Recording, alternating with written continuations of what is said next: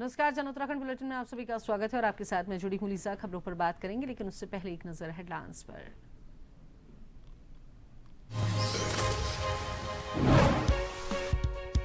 देश भर में ईद का जश्न, भाईचारे का दिया संदेश। प्रदेश समेत हल्द्वानी में नमाजियों ने मांगी अमन चैन की दुआ।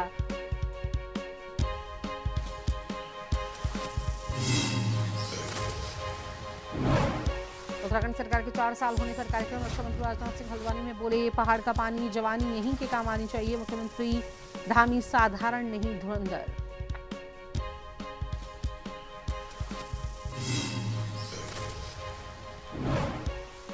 उत्तराखंड में कंगना रनौत का विरोध, राहुल गांधी पर कथित टिप्पणी को लेकर फूका पुतला, मामले में कार्रवाई की मांग।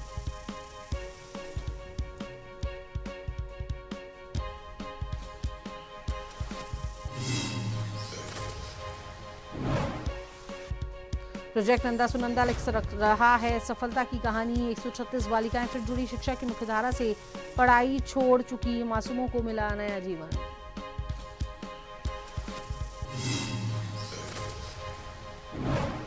देहरादून में गैस सिलेंडरों की किल्लत, लोगों की बड़ी मुश्किलें, एजेंसियों के बाहर लगी लाइनें, मजदूर बिस्किट खाकर निकाल रहे दिन।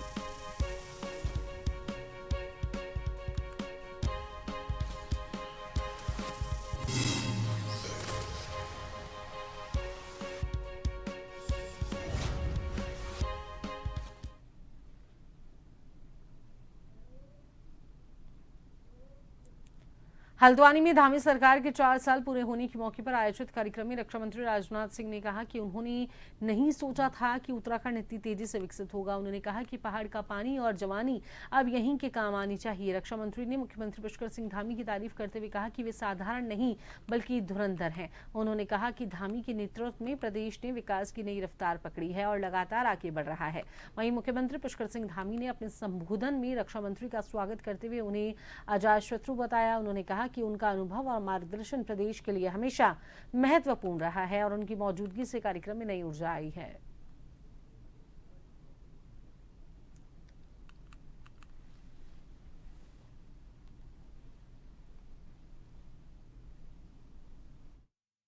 कार्यकाल यह कोई साधारण कार्यकाल नहीं रहा है। वैसे सच्चाई तो यह है कि मुख्यमंत्री पुष्कर सिंह धामी लगातार 5 वर्षों से इस उत्तर प्रदेश के मुख्यमंत्री हैं और पिछले 9 वर्षों से यहां पर भाजपा की सरकार रही है। और उत्तराखंड के राजनीतिक इतिहास का इसे मैं एक साधारण अध्याय नहीं मानता हूं, बल्कि उत्तराखंड के राजनीतिक इतिहास का इसे मैं महत्वपूर्ण अध्याय मानता हूं। उत्तराखंड में यह हमारे संभवतः पुष्कर सिंह धामी 6ठे मुख्यमंत्री हैं। अब जब पुष्कर सिंह धामी उत्तराखंड के 6ठे मुख्यमंत्री बने हैं तो मैं कह सकता हूं कि 4 वर्ष में इन्होंने चौका मारा है, लेकिन 6 वर्ष पूरे होने के बाद उत्तराखंड की राजनीति में छक्का मारने में भी हमारे पुष्कर धामी कामयाब होंगे। आदरणीय राजनाथ सिंह जी उत्तर प्रदेश के जब मुख्यमंत्री रहते हुए उनके समय में ही पृथक उत्तराखंड राज्य बना।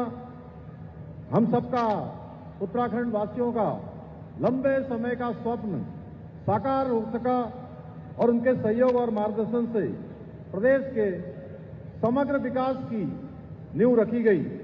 भाइयों बहनों, 2014 में आदरणीय राजनाथ सिंह जी के भारतीय जनता पार्टी के अध्यक्ष रहते समय आदरणीय प्रधानमंत्री श्री नरेंद्र मोदी जी के नेतृत्व में देश में सेवा, सुशासन और गरीब कल्याण के एक नए युग का सूत्रपात हुआ। में धामी सरकार के 4 साल के कार्यकाल पर आयोजित 4 साल बेमिसाल कार्यक्रम में रक्षा मंत्री राजनाथ सिंह पहुंचे। उन्होंने विशाल जनसभा को संबोधित किया। धामी सरकार द्वारा पिछले 4 सालों में उत्तराखंड में किए गए विकास कार्यों को जनता के समक्ष रखा। राजनाथ सिंह ने कहा कि कांग्रेस के समय कई घोटाले हुए, लेकिन भाजपा सरकार में घोटाला करने वालों की जगह जेल में है। राजनाथ सिंह ने आगे कहा कि मुख्यमंत्री पुष्कर सिंह धामी के नेतृत्व में 2027 के विधानसभा चुनाव में भाजपा सरकार 2/3 सीटों से प्रचंड बहुमत के साथ सरकार बनाएगी। कार्यक्रम से पूर्व मुख्यमंत्री पुष्कर सिंह धामी सहित राज्य के कई कैबिनेट मंत्रियों ने राजनाथ सिंह का स्वागत किया।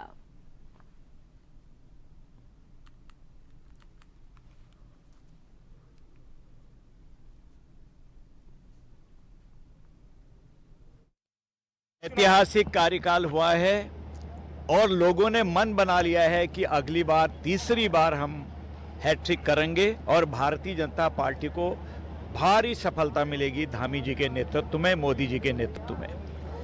कहीं से कहीं तक कोई शंका ही नहीं है। हमारे विपक्षी चाहे कुछ भी कहें, कितना माहौल खराब करें, लेकिन कुछ नहीं कर पाएंगे। विकास की नदियां बह रही हैं, लगातार हम आगे बढ़ रहे हैं। देश में कई जगहों पर प्रथम आने का रिकॉर्ड हमको मिल रहा है। हमको उसका एक किस्म से पुरस्कार इतना अधिक उत्साहित कर रहा है कि लोग और सरकार सब के सब लबालब उत्साह से भरे हुए हैं। कार्यकर्ता तैयार हैं और अगली बार हम तीसरी बार उससे भी अधिक बहुमत से आ रहे हैं। देखिए, राजनाथ सिंह जी का लगातार भारतीय जनता पार्टी को और राष्ट्रीय अध्यक्ष के नाते से, और उत्तर प्रदेश में भी जब उत्तराखंड राज्य था तब भी मुख्यमंत्री के रूप में, और ये राज्य की कल्पना को पूरे जमीन में उतारने का काम आदरणीय राजनाथ जी, अटल जी ने किया। आज वही संवरता बनता उत्तराखंड, जिस परिकल्पना को हम लोग सब देख रहे थे, उसी दिशा को तेज गति के साथ पुष्कर धामी जी के नेतृत्व में दोबारा से भारतीय जनता पार्टी की सरकार बनने के बाद 4 साल के जो उपलब्धियां हैं, बहुत सारे काम हैं और इसके उत्साह के अवसर पर आए हैं। मैं बहुत बधाई देता हूं, शुभकामनाएं। डोईवाला क्षेत्र में बीते 2 दिनों से लगातार हो रही बारिश से जहां गेहूं की फसल को नुकसान हुआ है, तो वहीं नुकसान से किसानों के चेहरे मुरझा गए हैं। जहां 15 से 20 दिनों बाद गेहूं की फसल पककर तैयार होने के बाद उसकी कटाई शुरू होने जा रही थी, तो वहीं खेतों में खड़ी गेहूं की फसल बारिश के कारण खेत में पूरी तरीके से गिर चुकी है, जिससे उपज और दाने की गुणवत्ता पर भी इसका प्रभाव पड़ने की आशंका है। यदि तेज हवाओं के साथ ओलावृष्टि होती है तो इससे बागवानी को भी नुकसान होने की संभावना है।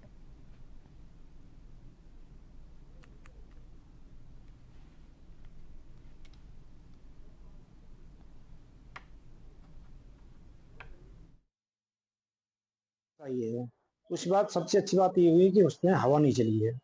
जहाँ हवा चली होगी तो निश्चित गिरा होगा। 10-15%, 10-12% मुझे ऐसा लग रहा है उसमें कहीं हवा चली होगी तो गेहूं गिरा होगा। क्यों?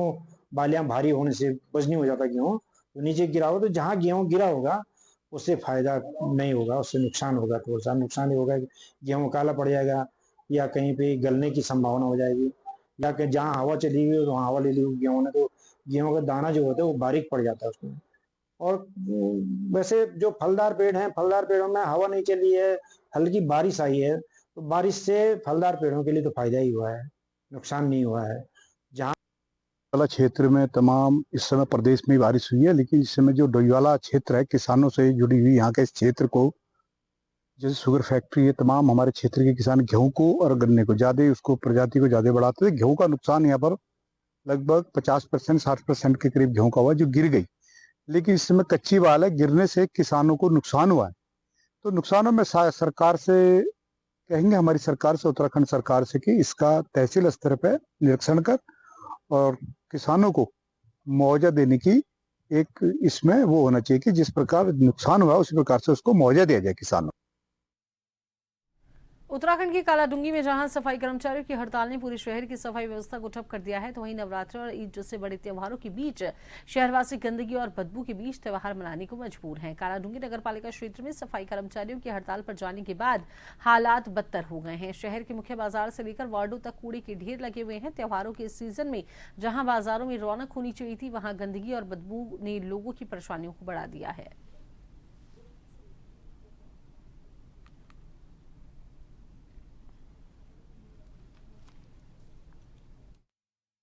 जो इकट्ठा हो रहा है, गंदगी जो निकली है इस समय, तो कल ये आज तो हड़ताल हो रही सुनने में आ रहा है नगर पालिका वालों की, जिस वजह से शायद कूड़ा नहीं उठ रहा है।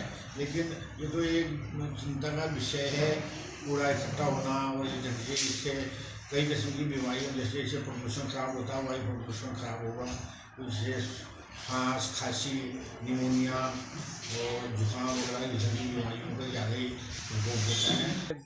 बहुत बुरा हाल हुआ है हमारे शहर का। 3 दिन हो गए हैं, ये सफाई व्यवस्था बिल्कुल बुरी तरह बिगड़ी हुई है। आज ईद के त्यौहार के दिन हमारे वहाँ के बच्चे खेलते हैं, कूदते हैं, उनका इतना बुरा हाल है रोडों का कि वो घर से निकलना उनके लिए बहुत भारी हो गया। बच्चे हमारे इस समय बिल्कुल घर में पैक हो गए हैं, क्योंकि शहर में इतनी गंदगी हो रही है कि बच्चे ईद के टाइम पे नए कपड़े पहन के बाज़ार जाते थे, बाज़ार वो जा नहीं पा रहे, क्योंकि शहर में इतनी गंदगी फैली है के बच्चे इसकी वजह से घर में ही रुके हैं। जो नगर पालिका द्वारा मंदिर की जगह पर बिना पूछे किसी की सहमति लिए जो नगर पालिका द्वारा कार्य चलाया गया है उसको पूर्णतः बंद करा जाए और वो जगह मंदिर को वापस करी जाए, जिससे हम वहाँ पे मंदिर का निर्माण करवा सकें। बस हमारी इतनी छोटी सी मांग है और हम तो यही चाहते हैं कि जल्द से जल्द नगर पालिका द्वारा इस जो समस्या है इसका निवारण किया जाए। एक व्यर्थ की एक समस्या उत्पन्न हुई है एक हमारे कर्मचारियों द्वारा। उनकी जो एक मंदिर के लिए उन्हें जगह दी गई थी, ज़मीन दी गई थी, वो थी 676 स्क्वायर फुट और उनकी डिमांड है कि हमें पूरा प्रांगण दिया जाए, जो कि पॉसिबल नहीं है।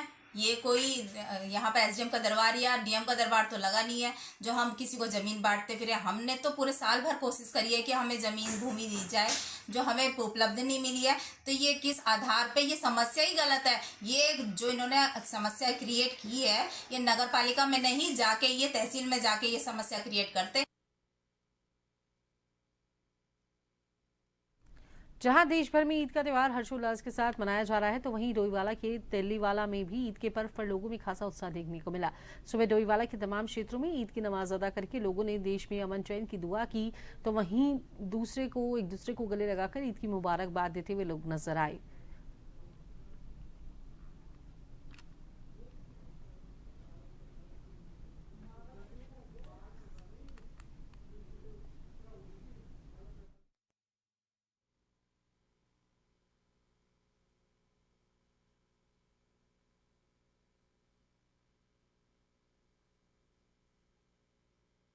कूपी वन पंचायत में विश्व वानिकी दिवस के अवसर पर जन जागरूकता कार्यक्रम का आयोजन किया गया और कार्यक्रम में ग्रामीणों को वन के संरक्षण, पर्यावरण संतुलन और जल स्रोतों के संरक्षण में वनों की महत्वपूर्ण भूमिका के बारे में विस्तार से जानकारी दी गई। कार्यक्रम में ग्रामीणों को वन संरक्षण की शपथ भी दिलाई गई।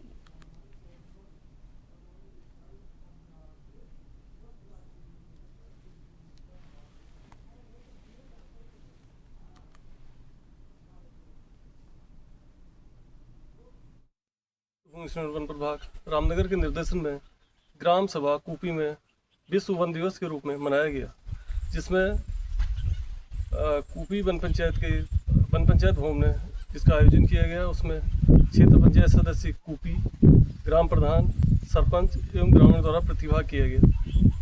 इस आयोजन के मौके पर आज ग्रामवासियों को, समस्त जनता को विश्व वन दिवस के बारे में जानकारी दी गई। वनाग्नि सुरक्षा, एक पेड़ माँ के नाम आदि विषय पर विस्तृत जानकारी दी गई।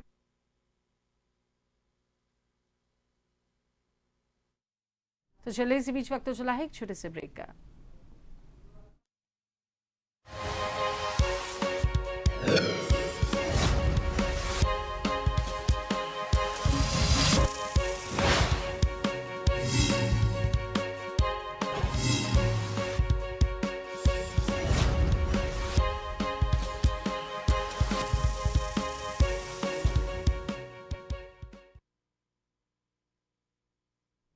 ब्रेक के बाद एक बार फिर से स्वागत है। चलिए खबरों पर बात करेंगे। तो रामनगर में ईद उल फितर का पर्व पूरे उत्साह और भाईचारे के साथ मनाया गया। मस्जिदों और ईदगाहों में सुबह से ही नमाजियों की भारी भीड़ देखने को मिली। शहर काजी गुलाम मुस्तफ़ा नईमी की मौजूदगी में नमाज अदा कर देश की तरक्की और खुशहाली की दुआ मांगी गई। नमाज के बाद लोगों ने एक दूसरे को गले लगाकर ईद की मुबारकबाद दी। सुरक्षा के मद्देनजर प्रशासन पूरी तरीके से मुस्तैद नजर आया ताकि त्यौहार शांतिपूर्ण तरीके से संपन्न हो सके और पुलिस की मुस्तैदी में नमाज अदा की गई और शांतिपूर्ण तरीके से पर्व को मनाया गया।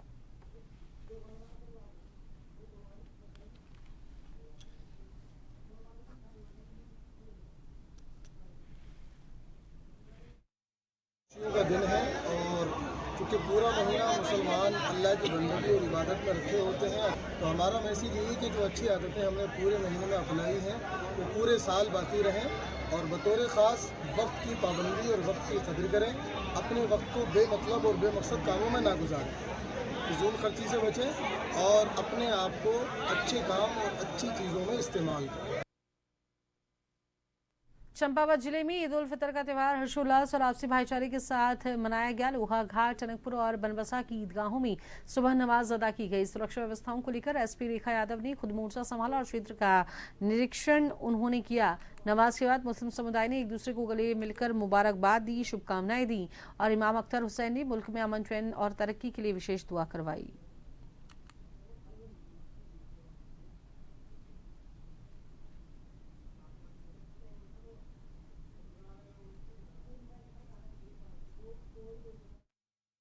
ईद की नमाज बड़े अमन व अमान के साथ हमारी नमाज पढ़ाई गई। हमसे किसी को ऐसी तकलीफ ना हो जिसको दुख पहुँचे।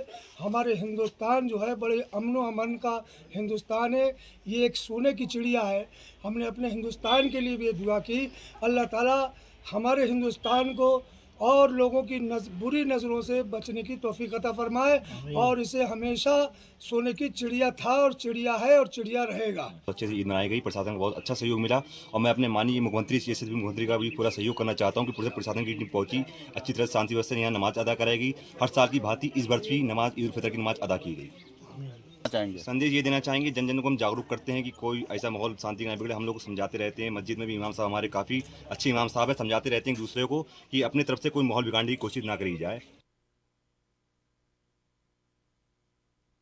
काशीपुर की ईदगाह मैदान में ईद उल फितर की नमाज पूरी अकीदत के साथ अदा की गई। शहर इमाम कारी मुनाजिर हुसैन ने हजारों नमाजियों को नमाज अदा करवाई और इस दौरान देश में शांति, भाईचारा, खुशहाली की सामूहिक दुआ मांगी गई। 30 दिनों के मुकद्दर रोजों के बाद मुस्लिम समाज में भारी उत्साह देखा गया। लोगों ने एक दूसरे को गले लगाकर ईद की मुबारकबाद दी और आपसी प्रेम बनाए रखने का संदेश दिया।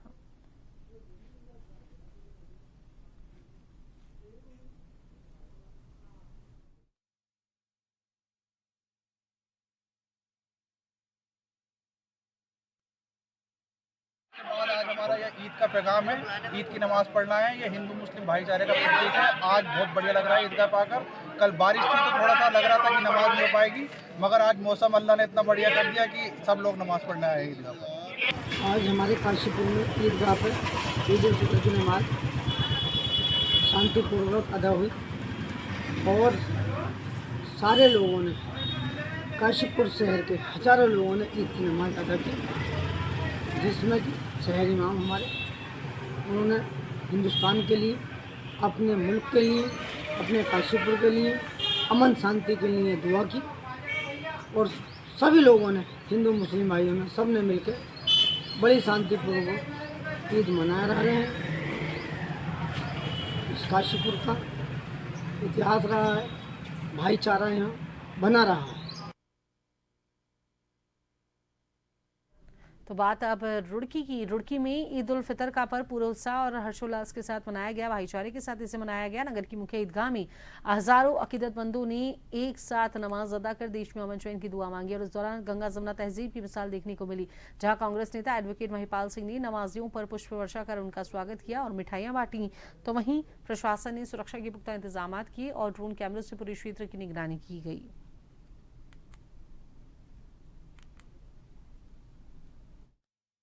ऐसा है कि इस समय नवरात्र का जो पूजा है वो भी चल रही है और साथ में ईद के मौके पर हम सब लोग एक दूसरे को उनके त्योहारों की बधाई देंगे। साथ में सबकी सब सुख हों, सब समृद्ध हों, सब आगे बढ़ें, सभी का कल्याण हो, यही सोचने के लिए हम सब लोग एक दूसरे के साथ खड़े होते हैं, एक दूसरे के त्यौहार को मनाने में उनके साथ खड़े होते हैं। तो पूरा हिंदुस्तान एक बनता है और हम एक साथ तरक्की के रास्ते पर चलते हैं और इसी रास्ते पर चलते रहें, बढ़ते रहें। सभी के लिए यही बधाई। इबादत के बाद आज ये खुशी का दिन मिला है, तो सबको, हिंदू मुस्लिम सबको ये त्यौहार मिलजुल कर खुशी के साथ मनाना चाहिए। भाईचारे का त्यौहार है, इसको भाईचारे के साथ मनाना चाहिए। मैं सब साथियों के साथ इसीलिए ईदगाह पहुंचा हूं कि एक भाईचारे का संदेश जाए, क्योंकि दुनिया में अफरा तफरी मची हुई है। तो ऐसे मौके पर हम सब मिलजुल कर एक नया रास्ता, एक भाईचारे का रास्ता निकाल रहे हैं।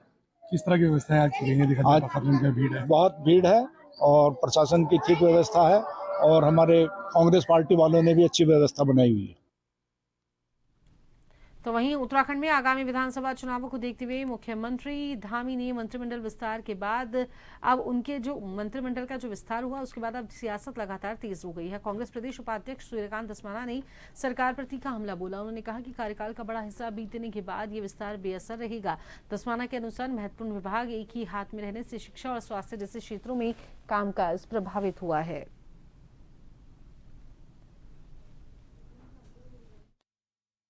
देखिए, सरकार के कार्यकाल का बड़ा हिस्सा निकल चुका है, 4 साल निकल चुके हैं।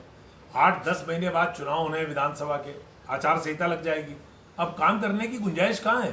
7-8 महीने में कोई मंत्री कैसे परफॉर्म करेगा? राज्य में एक मिनिस्टर के पास इतने इंपॉर्टेंट विभाग, प्राथमिक शिक्षा से लेकर के, माध्यमिक शिक्षा से लेकर के, उच्च शिक्षा से लेकर के, स्वास्थ्य से लेकर के, सहकारिता इतने बड़े विभाग जिसका एक एक मंत्री होता था वो एक ही मिनिस्टर के पास है, इसलिए स्वास्थ्य की हालत पूरे प्रदेश के अंदर खराब, सहकारिता में तमाम घोटाले। इसी प्रकार से आप देख लें मुख्यमंत्री जी के पास कितने सारे विभाग थे, खनन से लेकर के नगर विकास से लेकर के वित्त से लेकर के तमाम विभाग जो बड़े थे जिन पे काम होते हैं वो माननीय मुख्यमंत्री जी के पास थे, इसलिए वो भी सफल हो गए। इस वर्ष अप्रैल माह में राज्य में राज्य निर्वाचन आयोग की ओर से मतदाता सूची का विशेष गहन पुनरीक्षण की प्रक्रिया को किया जाना है और इस प्रक्रिया को लेकर प्रदेश के सभी राजनीतिक दल भी सक्रिय हो गए हैं। तो वहीं इसी कड़ी में प्रदेश में भारतीय जनता पार्टी के संगठन महामंत्री कुंदन परिहार ने बताया कि भाजपा की ओर से एसआईआर को लेकर तैयारियां पूरी की जा चुकी हैं और संगठन महामंत्री ने भी बताया कि जहां कहीं भी BLA 2 नियुक्ति के लिए कुछ स्थान रह गए थे वहां पर उसकी भाजपा द्वारा पूर्ति कर दी गई है।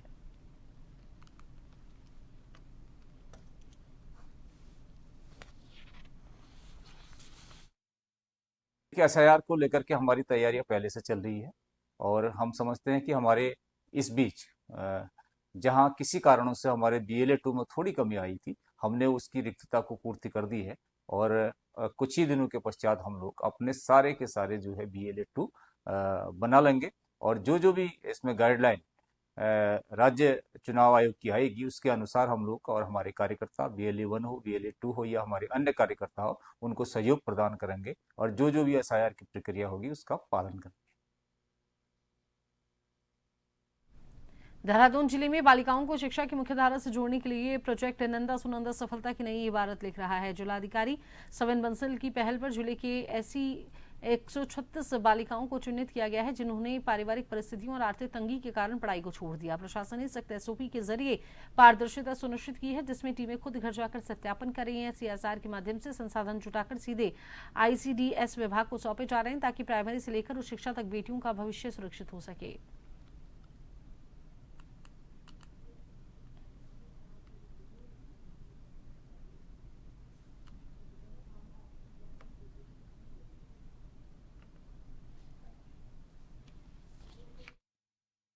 थी वो ये थी कि जो हमारी नंदा सुनंदा देवियां हैं वो ये ऐसी बालिकाएं हैं कि जिनको अगर हम सशक्त कर दें तो हमारी जो स्तुति है उसको एक सम्मान मिलता है।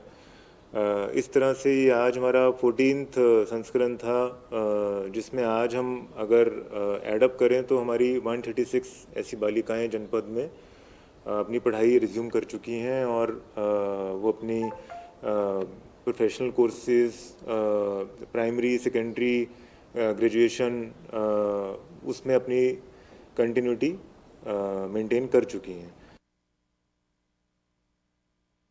जन उत्तराखंड बुलेटिन में अभी के लिए इतना ही। बने रहिए जन टीवी के साथ। नमस्कार।